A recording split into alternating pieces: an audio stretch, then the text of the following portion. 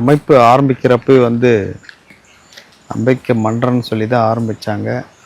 அதுக்கப்புறம் step by ஸ்டெப்பாக பேர் மாறிட்டே வந்தது. மக்கள் நல மன்றம், அம்பேத்கர் மக்கள் விடுதலை முன்னணி, அது ஏபிஎல்எஃப். அதுக்கப்புறம் ஒரு காலத்தில் 98ல் அரசியல் கட்சியாக மாற்றினோன்னு அன்றைக்கி இதில் பெரியார் திடலில் தான், சென்னை பெரியார் திடலில் தான் அரசியல் கட்சியாக மாற்றினதாக 98ல் புரட்சி பாரதன்ற ஒரு பேரை மாற்றினாங்க. அதுவரையில் பட்டியலின மக்களுக்காகவே போராடி கொண்டிருந்த இயக்கம் அரசியல் கட்சியை மாறப்பின்னா அனைவருக்குமே போராட வேண்டிய ஒரு சூழ்நிலையில் இருக்கிறோம் என்று தலைவர் அன்றைக்கு அறிவித்தார். அதை தான் இப்போ செய்கிறோம்.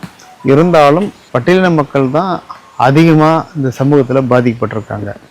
அது அதாவது கல்வியாக இருந்தாலும், வேலைவாய்ப்பாக இருந்தாலும், பொருளாதார ரீதியாக எந்த பிரச்சனையாக இருந்தாலும் அவர்கள் தனித்து வைக்கப்பட்டிருக்கின்ற காரணத்தினாலும், அவர்களை இந்த சமூகம் ஒதுக்கி வைத்திருக்கின்ற காரணத்தினாலும் இந்த பட்டியலின மக்களுக்கு முதலிலே குரல் கொடுக்கின்ற ஒரு சூழ்நிலை இருக்கின்றது.